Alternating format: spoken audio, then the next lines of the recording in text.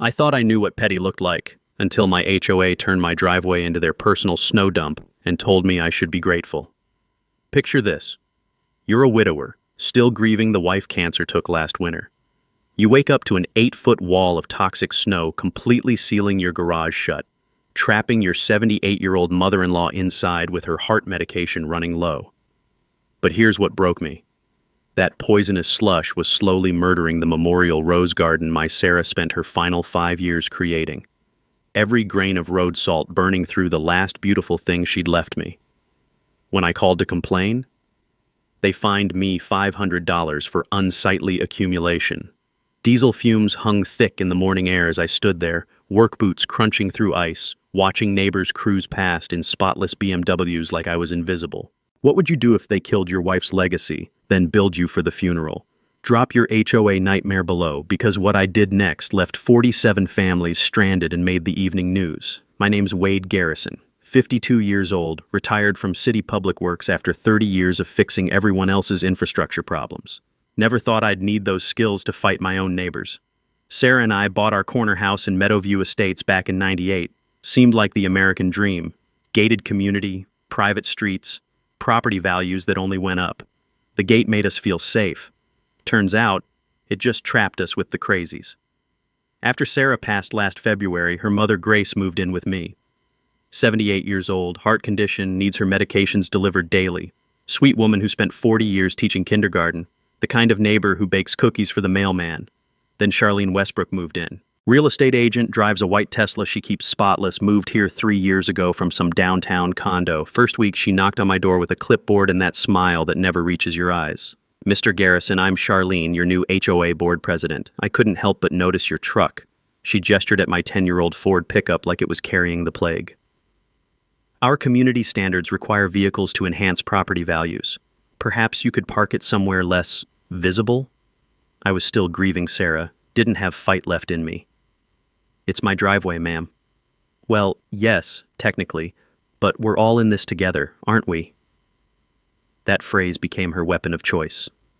We're all in this together. Except some of us were more together than others. December rolled around with the first real blizzard in years. 18 inches overnight, the kind of storm that shuts down the whole city. I woke up to the scraping sound of snowplows, metallic grinding echoing off the houses. But something was wrong. The scraping wasn't moving down the street like usual. It was getting louder, closer, focused right on my corner lot. I looked out the kitchen window and watched 3 dump trucks backing up to my property line. Not the street, my property, my driveway, the easement strip along my fence where Sarah used to grow her prize-winning roses. The driver of the lead truck hopped out, all bundled up in an orange reflective vest. He walked over to a woman in a white parka and designer snow boots. Even from 50 yards away, I recognized that perfect blonde hair. Charlene. She pointed directly at my memorial garden, the spot where Sarah's roses were sleeping under the snow. The driver nodded and climbed back into his truck. What happened next? I'll never forget. 3 trucks, working in coordination, dumped every ounce of snow from our private streets right onto my property. Mountain after mountain of white, mixed with sand, salt, and God knows what else from their commercial contracts. The chemical burn smell of road salt filled the air, mixing with diesel exhaust. By the time they finished, I had a 12-foot wall of snow blocking my garage, my living room window, and burying Sarah's garden under a toxic mess that would kill anything trying to grow there. Grace appeared beside me at the window, her worried voice barely audible. Wade, how are we going to get out? My doctor's appointment is this afternoon. That's when I realized what they'd done. This wasn't just dumping snow. This was trapping us, making us prisoners in our own home while they kept their precious streets pristine. I threw on my coat and boots, crunching through the snow to confront the crew, but they were already gone. Just me, standing in my buried driveway, looking at what used to be my wife's final gift to the world. The muffled silence of fresh snow was broken only by Grace tapping on the window, holding her empty pill bottle against the glass. That's when I knew this wasn't just about snow anymore. 24 hours later, the mail brought a Christmas present from my friendly neighborhood HOA. Notice of violation stamped in red letters across official letterhead. $500 fine for unsightly snow accumulation and failure to maintain driveway access standards. The very same snow they'd dumped on my property was now somehow my responsibility to remove. Grace's medication situation was getting critical. Her delivery service couldn't navigate the snow maze blocking our driveway. I called around. Private snow removal wanted $800, cash up front. That's a big chunk of my fixed pension, but watching Grace worry about her heart pills made the choice easy. While I waited for the crew, I studied that violation notice. Something wasn't right about the signature on the bottom. I'd seen my own signature enough times to know it, and whatever was scrawled under homeowner agreement acknowledgement wasn't mine. The emergency board meeting was scheduled for Thursday night in Charlene's living room. I showed up with my receipt for snow removal and a simple request: reimburse me for cleaning up their mess. Charlene's house smelled like expensive perfume mixed with coffee going cold. 4 board members sat around her marble dining table like they were conducting Fortune 500 business instead of arguing about snow piles. "Mr. Garrison," Charlene began, not looking up from her leather portfolio, "we've reviewed your request, and I'm afraid there's been a misunderstanding." She slid a document across the table. "Community Maintenance Agreement, signed by all residents upon purchase. Section 12 clearly states that homeowners agree to accept snow removal from shared community areas as needed." I picked up the paper. There was my address, my name typed neatly at the top, and there, at the bottom, was a signature that looked nothing like mine. The W in Wade was completely wrong. I always loop it. This one was angular. The G in Garrison was missing the tail I've made for 30 years. "That's not my signature," I said, loud enough that the whole table heard. Charlene's smile never wavered. "Are you calling us liars, Mr. Garrison?" "I'm calling that document fraud." The temperature in the room dropped about 10 degrees. Board member Tom Henderson cleared his throat. "Now wait just a minute." "Board meeting adjourned," Charlene announced, snapping her portfolio closed. But here's what I remembered from my public works days. When dealing with bureaucrats, always follow the paper trail. After 30 years of municipal government, I knew that every legitimate document has backup copies, filing dates, and witness signatures. This community maintenance agreement had none of those things. I spent the next morning at the county courthouse digging through HOA filing records. Sure enough, no such agreement was ever filed. According to official records, the only snow-related provision in our original HOA charter was a requirement for professional removal to appropriate off-site disposal areas. Off-site. Not on Wade Garrison's property. But Charlene's power play was just getting started. 2 days later, Grace fell carrying groceries through the remaining snow maze. Bruised ribs, nothing broken, but at 78, every fall is serious. The paramedics had to carry her out on a stretcher because the ambulance couldn't get close to the house. As they loaded Grace into the ambulance, I noticed something that made my blood boil. 3 houses down, Charlene's driveway was pristine black asphalt. Not a flake of snow anywhere. Apparently, the community maintenance program was very selective about which community members received the service. That night, I sat in Grace's hospital room, holding her hand while she slept off the pain medication. The smell of antiseptic and worry filled the air as I made a decision that would change everything. I pulled out my phone and called Jerry Patterson, an attorney friend from my union days. Jerry had helped us navigate the pension paperwork when I retired, and more importantly, he had a reputation for not backing down from bullies. "Jerry, I need to understand something about property rights and trespassing law." "What kind of trespassing, Wade?" "The kind where neighbors dump tons of trash on your land and then threaten you when you complain." Jerry was quiet for a moment. "Wade, you know that dumping anything on private property without permission is criminal trespass, regardless of what any HOA agreement says, right? Even if you had signed that document, which it sounds like you didn't, they can't override state law." That's when I learned my first important lesson. HOA agreements cannot supersede criminal law, period. Translation: if they're dumping on your property without permission, they're committing crimes, not enforcing community standards. Grace squeezed my hand in her sleep, and I squeezed back. This wasn't over. Not by a long shot. The next storm hit in January, and Charlene decided to turn up the heat. This time, they didn't just dump street snow.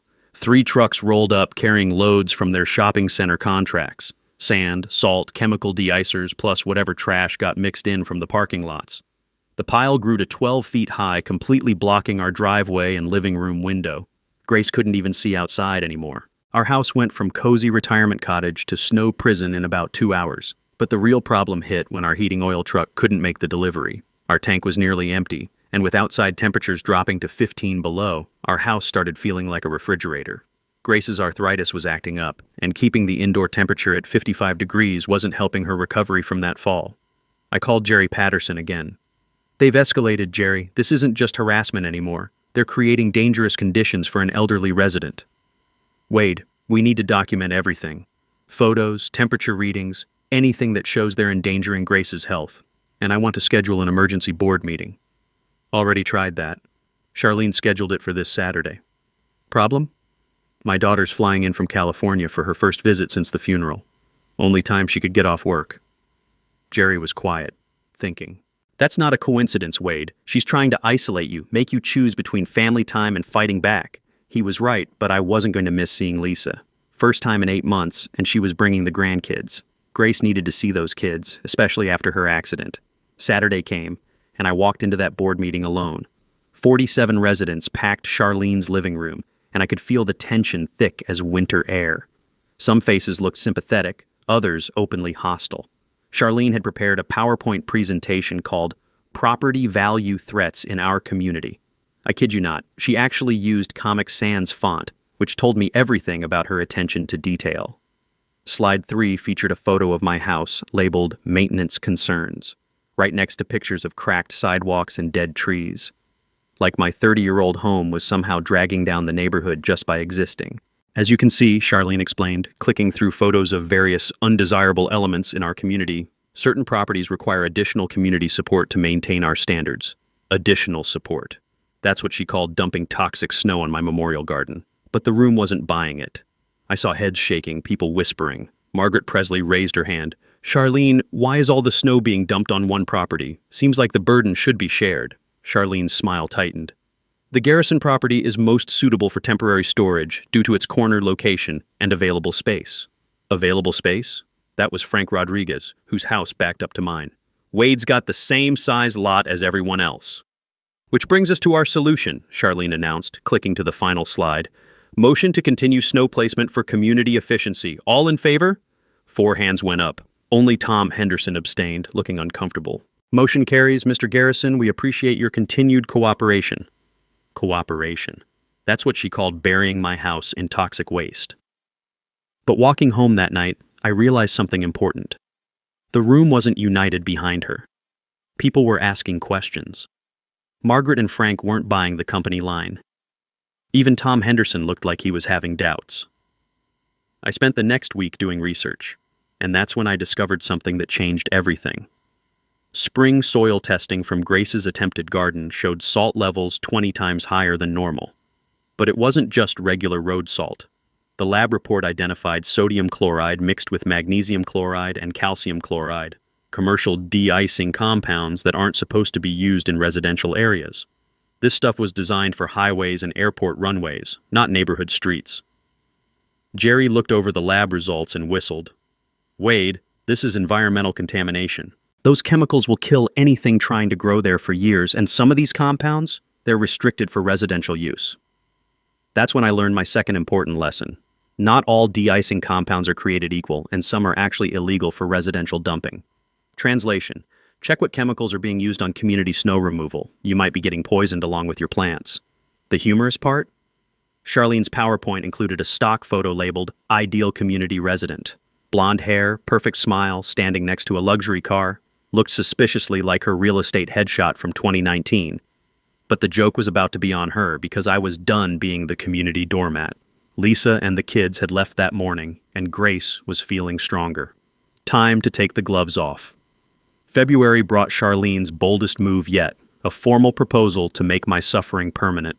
The letter arrived on HOA letterhead, professional as you please. Snow Depot lease agreement, offering me $50 per year to use the corner of my lot as the community's official dumping ground for all seasonal maintenance materials. $50.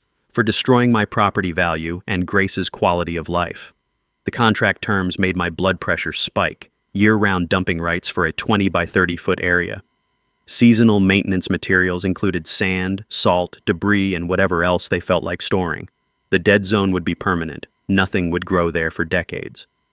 Grace read over my shoulder as I studied the contract. "Wade, that's right where I was planning my physical therapy garden. Doctor said working with plants would help my arthritis. She was right. Losing that space meant losing the one thing keeping Grace mobile and motivated. Plus, having a permanent industrial dump in my front yard would crater my property value. Who wants to buy a house next to a chemical waste pile? But I was done reacting. Time to start researching. County courthouse records became my second office. 30 years in public works teaches you that paper trails tell the truth when people lie. I pulled every document related to our subdivision. Original plat maps, easement agreements, utility rights, the works. Most of it was routine stuff, but buried in the 1987 original subdivision plat was a detail that made me sit up straight. My corner lot didn't just have a house on it, it controlled something much more valuable. The exclusive access easement to every private street in Meadowview Estates. I called my surveyor buddy Mike Torres to double-check what I was seeing. Mike's been mapping property lines for 25 years, and when he came out with his equipment, what he told me was music to my ears. Wade, this is incredible. Your property includes the only legal access point to all 47 houses in this community. See this line here? He pointed to his survey map. Everything behind this boundary is private streets owned by the HOA. But to reach those streets, every single resident has to cross your property. What does that mean legally? Means you're not just a homeowner, buddy. You're the gatekeeper. Mike explained easement law in terms I could understand. An easement grants use, not ownership. The agreement requires good faith from both parties. Violation of terms allows immediate revocation. But here's the kicker, Mike continued, measuring the exact boundary line. This easement was granted with a specific condition: neighborly cooperation. Your HOA charter requires residents to treat each other with respect and consideration. Systematic dumping of toxic waste doesn't sound very neighborly to me. That evening, I sat in Grace's favorite chair, looking out at the snow mountain blocking our view, holding one of Sarah's dried roses.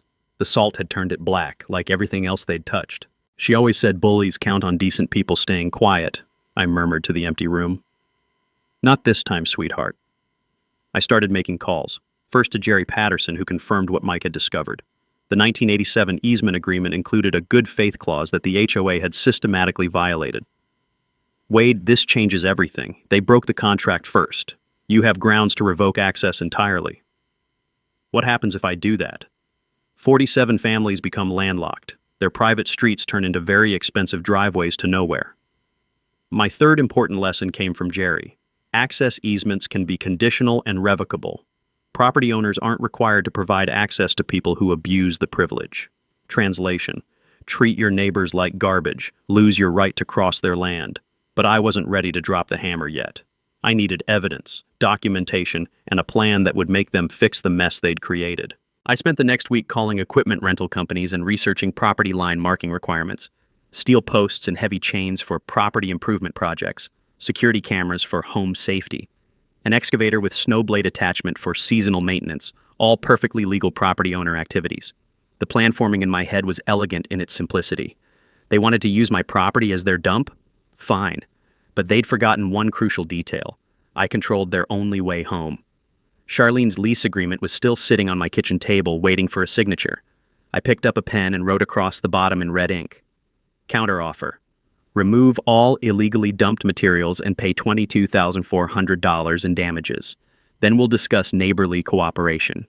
Grace looked over from her crossword puzzle. Think that'll get their attention? Oh, I'm just getting started, Grace. Just getting started. The portable lights arrived that afternoon, followed by the security cameras. Time to document everything they did next, because I had a feeling Charlene wasn't going to take my counteroffer quietly. Late Tuesday night, alone in my kitchen with county records spread across the table, I finally understood the full scope of what I was dealing with, and what I was capable of doing about it. The original 1987 subdivision plat told a story Charlene clearly never bothered to read. When Meadowview Estates was developed, the city required all internal roads to be private streets owned and maintained by the HOA. But here's what makes it beautiful. Those private streets needed legal access to the public road system. That access comes through my corner lot. Not near it. Through it. Every single resident, every delivery truck, every emergency vehicle has to cross my property to reach their houses. Without my easement, 47 families would be trapped on an island of expensive asphalt leading nowhere. For 15 years, I'd been the nice neighbor who never asked questions, never charged fees, never enforced the easement conditions that required good faith neighborly cooperation. but they'd changed the rules of engagement when they started treating my property like their personal dump. Jerry Patterson's voice echoed in my head from our phone call that afternoon. Wade, you're not just defending your property rights anymore. You're holding all the cards in a game they didn't even know they were playing. The power dynamic had completely flipped. Every truckload of snow they dumped was another violation of the easement terms. Every fine they issued was more evidence of bad faith dealing. They'd been so focused on pushing me around that they never bothered to check whether I could push back, and push back hard. I called the municipal attorney's office the next morning. Tom Bradley handled property disputes for the city, and after 30 years in public works, we'd worked together on dozens of easement cases. Tom, I need you to look at something. Property owner versus HOA, systematic trespassing disguised as community maintenance. 2 hours later, Tom called back. Wade, this is a slam dunk. Your easement agreement is ironclad. These people have been violating the terms for months, maybe years. You have grounds to revoke access immediately. What would that mean practically? 47 landlocked properties, no mail delivery, no emergency services, no way in or out except hiking across your front yard. Their property values would collapse overnight. That's when I realized the true scope of what they'd done. By treating me like a powerless retiree they could bully into submission, they'd handed me the keys to their entire community. Every house, every driveway, every perfectly manicured lawn was worthless without my permission to reach it. But I'm not a vindictive man, never have been. This wasn't about revenge, it was about respect, about getting them to understand that neighborly cooperation works both ways. I walked out to Sarah's ruined garden that evening, steel-toed boots crunching through the salt-crusted snow. The chemical smell still hung in the air, 3 months after the first dumping. Nothing would grow here for years. They forgot something important, sweetheart, I said to the darkness. Forgot that the quiet guy fixing everyone's problems for 30 years might actually know how things work. The plan crystallizing in my mind was simple, legal, and absolutely devastating. Use their own snow to seal their own streets. Turn their weapon into their prison. Make them understand that property rights aren't suggestions. They're the foundation of everything they claim to be protecting. I spent the next week documenting every violation, every illegal dump, every fine they'd issued for cleaning up their own mess. Photos, timestamps, GPS coordinates, building a case file that would make any attorney proud. But documentation was just preparation. The real work would begin with the next snowstorm, when I'd teach 47 families exactly what community cooperation looks like when it runs both directions.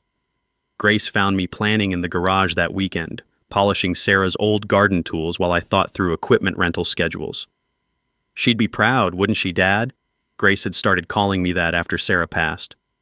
Proud that you're finally fighting back? Yeah, Sarah would definitely be proud. Monday morning, I started making the kind of calls that turn neighborhood disputes into local legends. First stop, Hendrick's Equipment Rental. I need an excavator with a snow blade attachment for property maintenance work. Nothing too big, but I need something that can move serious volume. The guy on the phone, Randy, according to his name tag when I drove over, walked me through the options. How much snow we talking about, Mr. Garrison? Let's just say my neighbors have been very generous with their winter donations. Randy chuckled. Ah, one of those situations. You want the Cat 314 then? Hydraulic blade that'll angle for maximum displacement. Push 20 tons of snow like it's sandbox sand. Perfect. Next call went to Superior Fencing Supply. 12 steel posts rated for heavy-duty use plus logging chains that could support the weight of a pickup truck. Property line marking project, I explained to the sales rep. Need everything clearly defined. The hydraulic whine of equipment being delivered filled my driveway Wednesday afternoon. Neighbors started paying attention when a flatbed truck dropped off an excavator that looked like it could reshape mountains. Charlene's Tesla slowed to a crawl as she drove past, her perfect blonde head craning to get a better look. Let her wonder. Jerry Patterson stopped by Thursday evening to review the legal strategy. We spread everything across my kitchen table. Property surveys, easement documents, violation notices, soil contamination reports. Wade, this is bulletproof. 15 years of goodwill easement access, systematically violated by illegal dumping and harassment. You have grounds for immediate revocation plus damages. What about their argument that it's community maintenance?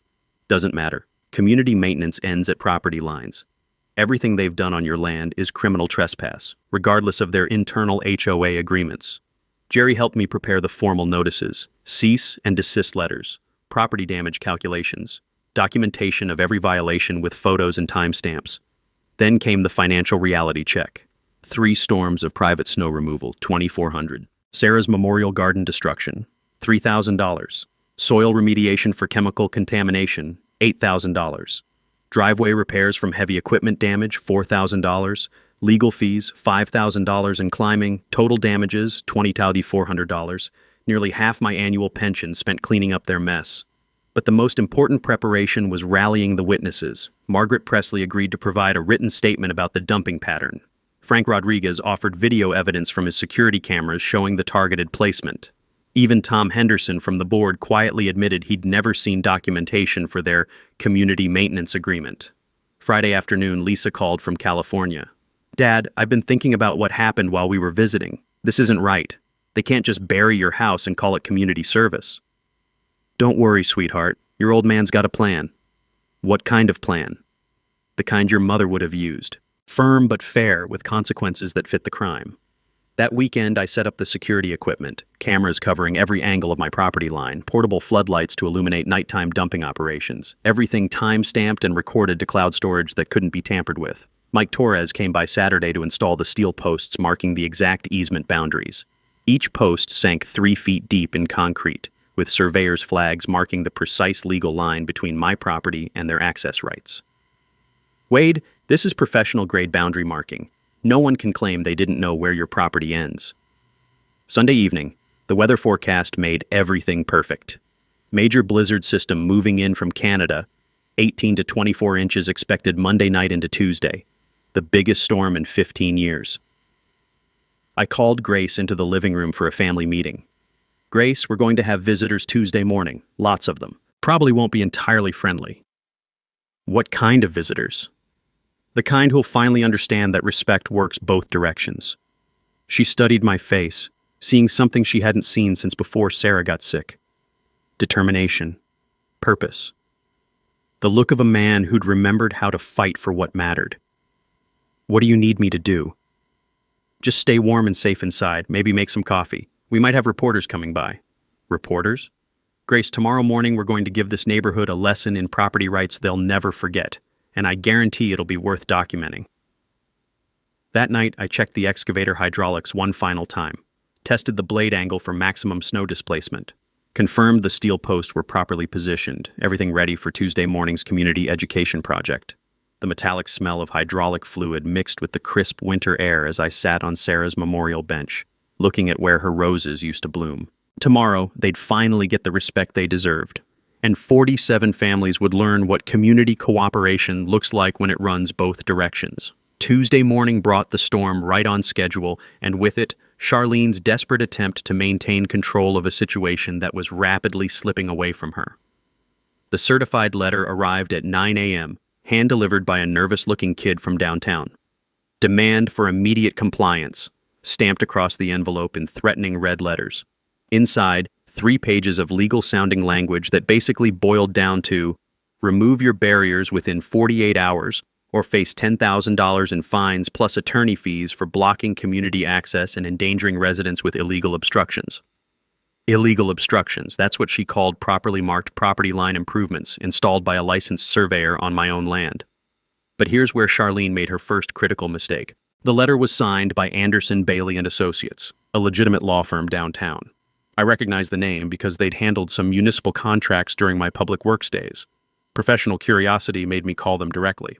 "Anderson, Bailey & Associates, this is Michelle."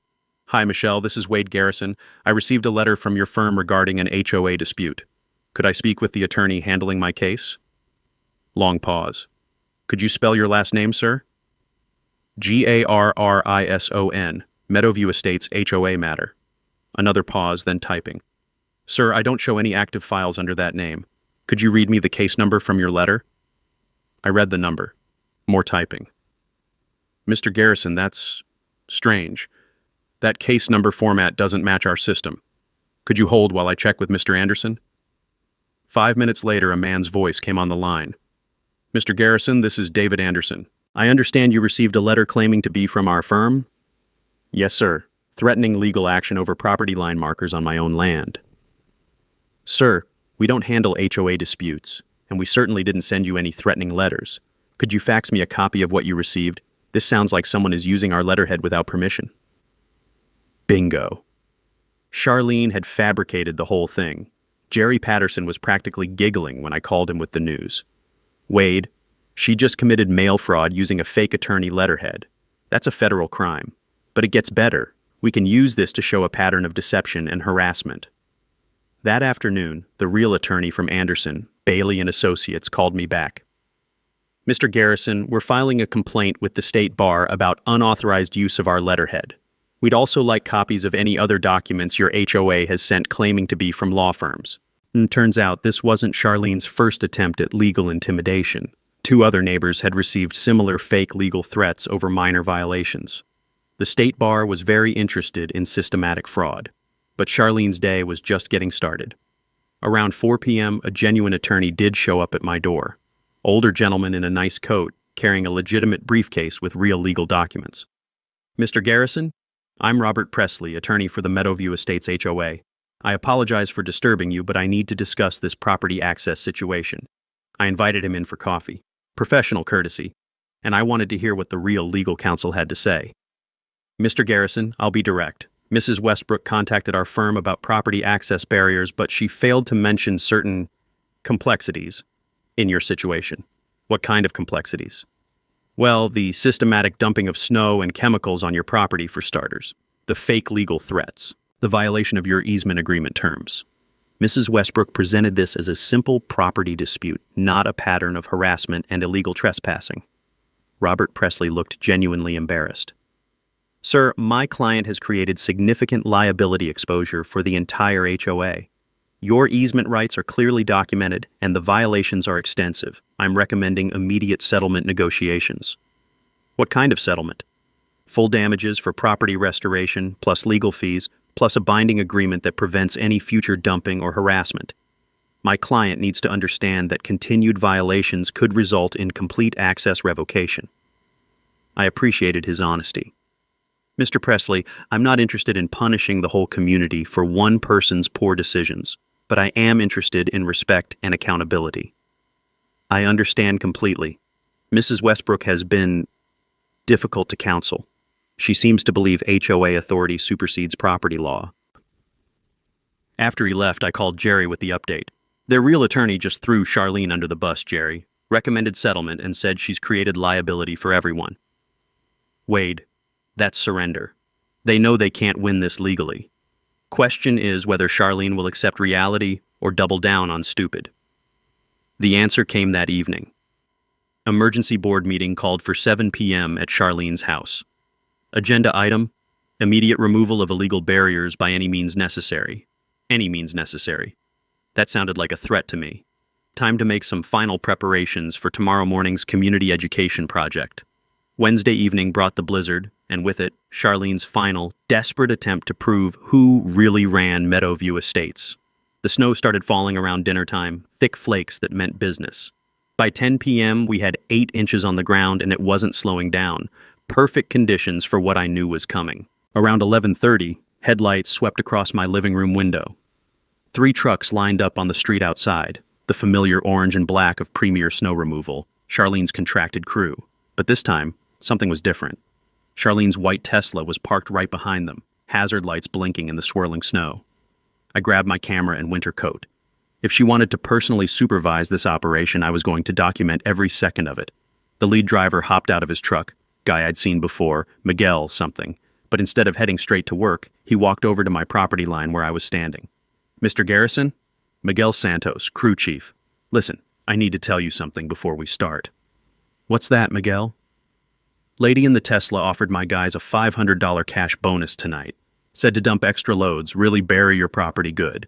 Teach you a lesson about respecting the community.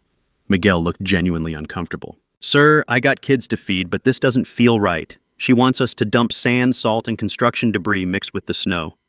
Target your garden area specifically. Construction debris. Chemical de-icers. Targeting Sarah's memorial garden for maximum damage. Miguel, you do what you need to do for your family. Just know that I'm recording everything, and none of this is your fault." He nodded and walked back to his crew. I appreciated his honesty, and it confirmed what I'd suspected. Charlene was escalating beyond simple harassment into deliberate property destruction. What happened next was like watching a military operation designed by someone who'd never heard of consequences. Charlene stepped out of her Tesla wearing a white parka and designer snow boots, looking like she was prepared to direct the D-Day invasion. She pointed directly at different areas of my property, giving specific instructions for maximum impact. 3 trucks worked in careful coordination. Load after load of snow mixed with sand, salt, and chunks of concrete from construction sites. The pile grew to 22 feet high, literally reaching my second-story windows. But here's what made my blood boil. Charlene was taking pictures, standing there in her perfect winter outfit, documenting the destruction like it was some kind of trophy moment. I filmed her directing the placement, zooming in on her hand gestures targeting Sarah's memorial garden. Clear evidence of intentional, systematic property destruction. Around 2 a.m. they finished. The largest snow mountain I'd ever seen completely blocked our house from street view. Grace couldn't see out any of the first-floor windows. We were effectively buried alive. I waited until the trucks left, then walked the perimeter of the dump with my camera. The chemical smell was overwhelming. Industrial de-icers mixed with God knows what other toxic waste from their commercial contracts.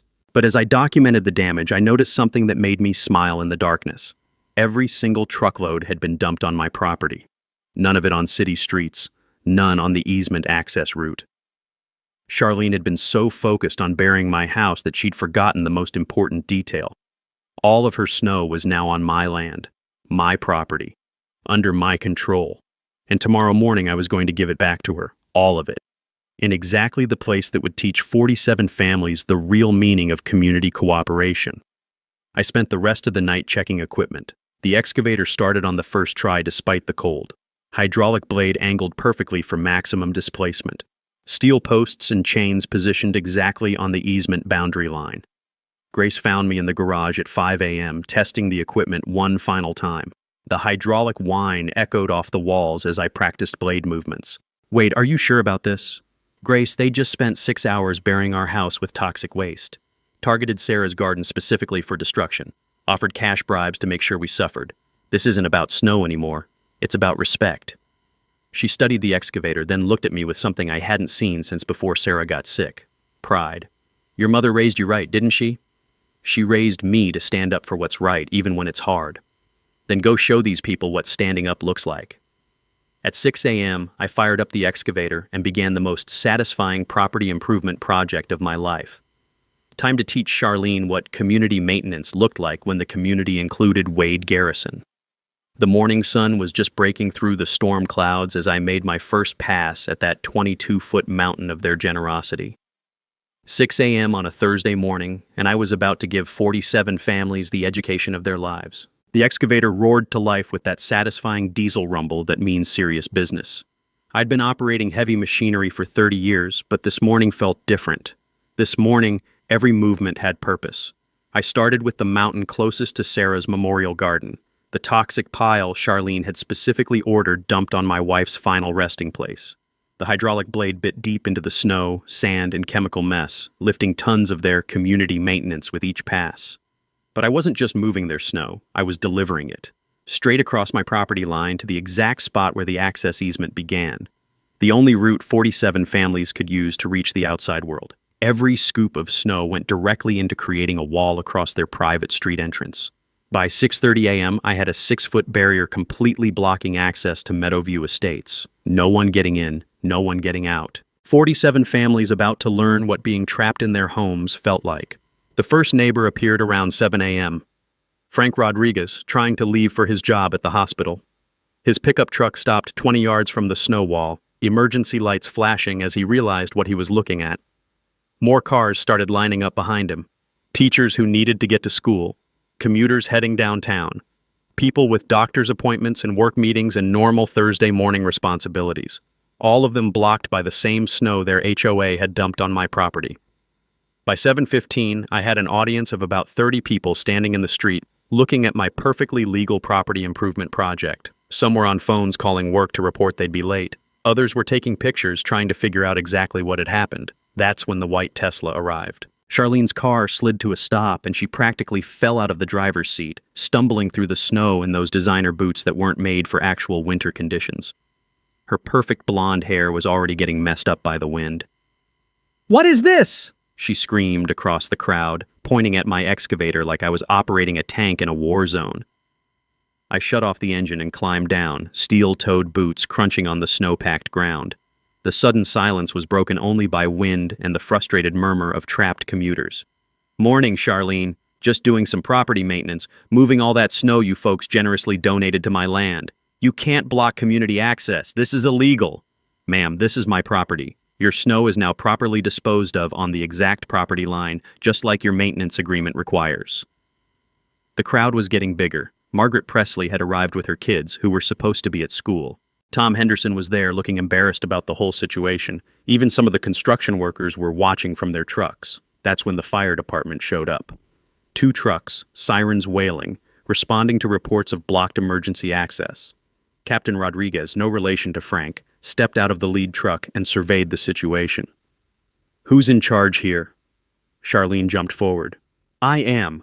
I'm the HOA president, and this man has illegally blocked our community access." Captain Rodriguez walked over to examine my snow barrier, then looked at the steel posts marking my property line. 30 years of dealing with municipal disputes told me he understood exactly what he was seeing. "Ma'am, this appears to be private property. Are you saying this gentleman doesn't have the right to use his own land? He's blocking emergency access. To private streets? Well, yes, but..." The captain turned to me. "Sir, is this your property line?" "Yes, sir. Surveyor marked it last week. All snow was illegally dumped on my land, now properly relocated to the boundary line as specified in municipal code." Captain Rodriguez nodded. He'd seen enough property disputes to recognize the legal realities. "Ma'am, private property owners control access to private streets. If there's a dispute, you need to resolve it with him or through the courts." That's when the Channel 8 news van pulled up. Reporter Amanda Walsh jumped out with her camera crew, drawn by the spectacle of an entire neighborhood being held hostage by one man with an excavator. Perfect human interest story for the morning show. "Sir, I'm Amanda Walsh from Channel 8 News. Can you tell us what's happening here?" I looked across the crowd of 47 families, all trapped behind their wall of consequences, looked at Charlene, red-faced and furious in her impractical winter outfit, looked at the cameras rolling and the phones recording. Time for the mic drop moment I'd been waiting for. "Ma'am, for months my neighbors have been dumping toxic snow on my property, targeting my late wife's memorial garden, and fining me for cleaning up their mess. This morning, I'm simply returning their property to them. Community cooperation works both directions." The crowd went dead silent. Even the wind seemed to stop. "Now, anyone who wants this snow removed can start by removing the illegal dump from my memorial garden. Then we can discuss respectful neighbor relationships." Checkmate. 3 hours later, Charlene was writing a personal check for $6,000 while standing knee-deep in snow, surrounded by news cameras and 47 very unhappy neighbors. The emergency snow removal crew had given the HOA a choice: pay the full $18,000 for immediate access restoration, or watch their community stay trapped until spring. The HOA emergency fund only had $12,000, which left Charlene personally liable for the difference. "This is extortion," she muttered, hands shaking as she signed the check. "No, ma'am," Captain Rodriguez corrected. "This is consequences." By noon, 2 crews were working frantically to clear both my property and the street access. The news story had gone viral. Retiree traps entire neighborhood with their own snow. And my phone hadn't stopped ringing with interview requests. But the best call came from the HOA board. Tom Henderson, speaking for the remaining members, offered complete surrender. "Wade, we're prepared to accept your settlement terms: full property damage compensation, legal fees, and a binding agreement for future snow disposal. Charlene has been removed from all HOA positions. $22,400 for property restoration, plus $8,000 in legal fees. New easement agreement with strict terms. No dumping, no harassment, annual good faith review. And most importantly, respect for the memorial garden where Sarah's roses would bloom again." But money wasn't the real victory. The real victory was watching 47 families learn that community cooperation requires actual cooperation. That property rights aren't suggestions. That the quiet guy who fixes everyone's problems might actually know how things work. 3 months later, Grace's physical therapy garden was thriving. We'd used professional soil remediation to clean up the chemical contamination, and the settlement money allowed us to expand into the space where the snow dumps used to pile up. Grace was out there every morning, tending vegetables and flowers with the careful attention of someone who'd learned that good things can grow after bad things happen. Her arthritis was better, her spirits were higher, and she'd made friends with neighbors who stopped by to admire her work. I used $10,000 from the settlement to establish Sarah's Garden Fund, helping elderly residents maintain their landscaping when physical limitations or financial stress made it difficult. The fund partnered with the county extension office to provide free soil testing after our story revealed how many properties had been contaminated by improper chemical disposal. The Property Rights Defense Network launched from our kitchen table, with me as coordinator. Monthly workshops at the community center, teaching residents about easement law, HOA limitations, and how to document violations properly. Amazing how many people had been suffering in silence, thinking they had no power against bureaucratic bullying. Margaret Presley became our first success story, used what she learned to stop her HOA from forcing expensive lawn renovations. Frank Rodriguez helped 3 families fight illegal parking fines. Even Tom Henderson joined our advisory committee, bringing insider knowledge about how HOA boards really operate. But the sweetest victory was personal. Lisa started visiting monthly instead of annually, bringing the grandkids to help with the garden. Watching them plant seeds in soil that had been poisoned and restored gave me hope that good things really do grow from hard ground. Last week, a familiar white Tesla drove slowly past our house. New owner, different license plates. Charlene had moved away after losing her real estate license and facing multiple fraud investigations. The state bar took fake legal threats very seriously, especially when they involved elderly victims. Her replacement house had a prominent for sale sign in the front yard. Apparently, karma comes with real estate consequences. Grace found me that evening, sitting on Sarah's memorial bench, watching the sunset through healthy rose bushes that had been given a second chance to grow. Think she'd be proud, Wade? I looked at the garden, then at our peaceful neighborhood where residents now treated each other with respect instead of entitlement. Yeah, Grace. Sarah would definitely be proud. Next week, we're helping a veteran in Riverside fight an HOA trying to ban his service dog. Bullies hate an informed community, but they really hate organized neighbors who know their rights. Drop your worst HOA nightmare in the comments below. Let's help each other fight back. And hit subscribe plus that notification bell because justice served cold is always worth sharing. Remember, community cooperation works both directions. Sometimes people just need help remembering that.